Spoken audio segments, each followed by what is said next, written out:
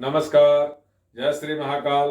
मैं पंडित शेष नारायणाचार्य आप सभी को जीवन में जो एक महत्वदायी जो वास्तुशास्त्र में लिखा है, जो आपको अपने जीवन में सबसे ज्यादा यात्रा का महत्व होता है, उस यात्रा में आपको जूते चप्पल का उसमें सबसे ज्यादा योगदान होता है और उसी योगदान के सहारे आप अपने आप को यात्रा को सुरक्षित करते हैं और यात्रा में सफलता प्राप्त करते हैं और यात्रा में कोई परेशानी होता है उसको कंट्रोल कर जाते हैं। मैं अब आपको बताने जा रहा हूं, जो ऐसे यदि जूता चप्पल है और ऐसे जो चरण पादुका है उसको कहाँ रखना चाहिए। शास्त्र मानता है जो भगवान राम की तरफ से या भगवान श्री कृष्ण रहे हैं, भगवान विष्णु रहे हैं, सभी की चर्चा चरण पादुका यानी जूते चप्पल की होती है, खराओं की होती है और उनके लिए विशेष महत्व दिया गया है। तो शास्त्र मानता है यदि आपको अपने लक्ष्य को साधना है, लक्ष्य को प्राप्त करना है, तो जूते का स्थान नियत होना चाहिए, अच्छा होना चाहिए। तो यदि उसके दिशा ठीक से ना हो, वो रखा हुआ ठीक से ना हो, उसका ध्यान ठीक से न रखा जाए तो वो आपको ज्यादा परेशान करेगा। उसमें परेशानी क्या हो जाती है, जो जिस दिशा में रहना चाहिए यदि नहीं रहता है तो यदि लोग यात्रा करते हैं तो उनको पैर मुड़ जाता है, उनको पैर में चोट लग जाती है, उनके पैर में दर्द होना शुरू हो जाता है, उनके पैर की नसें दब जाती है। तो इसके लिए उसको भी ध्यान रखना चाहिए। यदि आप कहीं से यात्रा करते हैं सफलता के लिए, तो वहां पहुंचने के बाद यदि पहुंचना चाहते हैं तो जब वहां पहुंचते हैं या यदि आप ठीक से नहीं रखा हो तो उस जगह पे वो आदमी आपको मिलता नहीं है या कोई नई परेशानी खड़ी हो जाती है या रास्ते में कोई ऐसा अवरोध खड़ा होता है जो यात्रा पूरा नहीं होने देता है। तो कहते हैं जो जूता रखा हुआ था उसका बहुत बड़ा योगदान है। तीसरी तरफ यदि इसमें देखा जाए आप अपने घर में रहते हैं और अपने व्यापार के लिए यात्रा करते हैं, अपने लक्ष्य के लिए यात्रा करते हैं, तो आप सोचते हैं जो मैं अच्छा से अच्छा और अपने पार्टियों के लिए अच्छा से अच्छा कपड़ा, अच्छे से जूता का प्रयोग करें।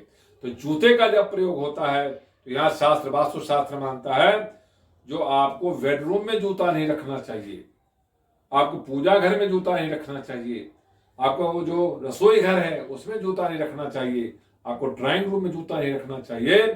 तो अक्सर लोग जो है अपने घर के मुख्य द्वार पे रखते हैं, कहते द्वार पे रखना चाहिए, मुख्य सेंटर में नहीं रखना चाहिए, उसको साइड में रखना चाहिए।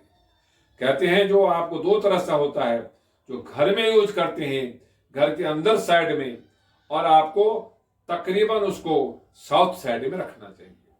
और जब यात्रा करने वाला चीज होता है, यदि आप व्यापार इत्यादि करते हैं घर के साथ या घर से बाहर रखते हैं तो उसको तकरीबन आप उत्तर दिशा में रखना चाहिए, जो आपको हर सफलताओं के साथ मूवमेंट करेगा।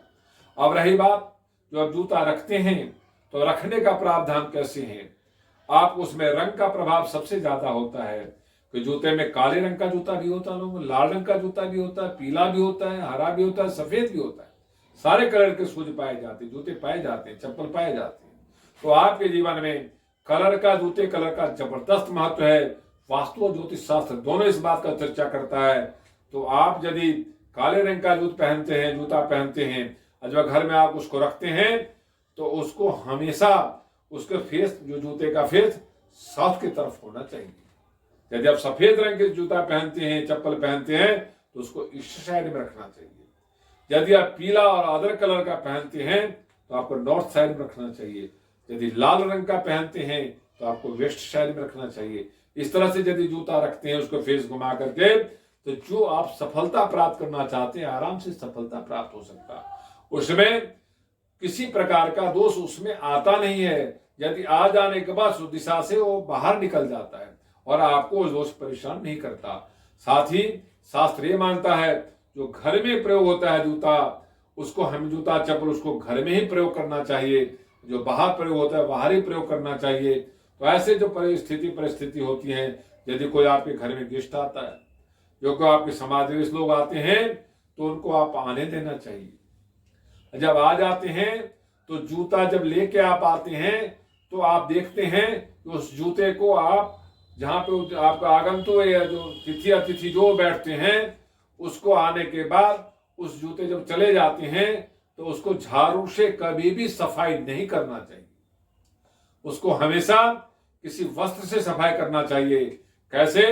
तो शास्त्र ये मानता है जब घर भी एक तरह से मंदिर की तरह होता है, तो आप किसी भी अच्छे मंदिरों में जाइए, ऐसे जगह में जाइए जहां पे जूते की सेवा होती है।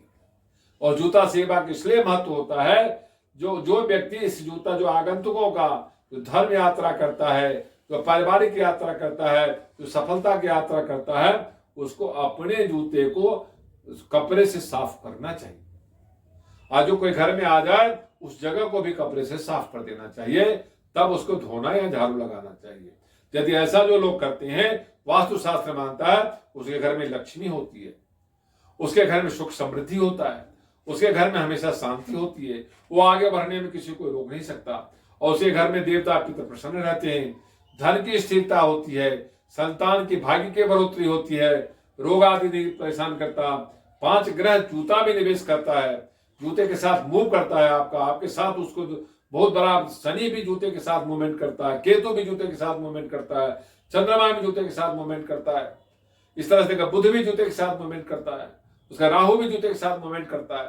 तो इस तरह से जो सभी जुड़े हुए हैं, ये जो दूषित भी होता है तो आपके गलत रास्ते पर नहीं ले जाएगा, गलत रास्ते से ले जाने से बचाएगा, इस ग्रह दोष को समाप्त करेगा।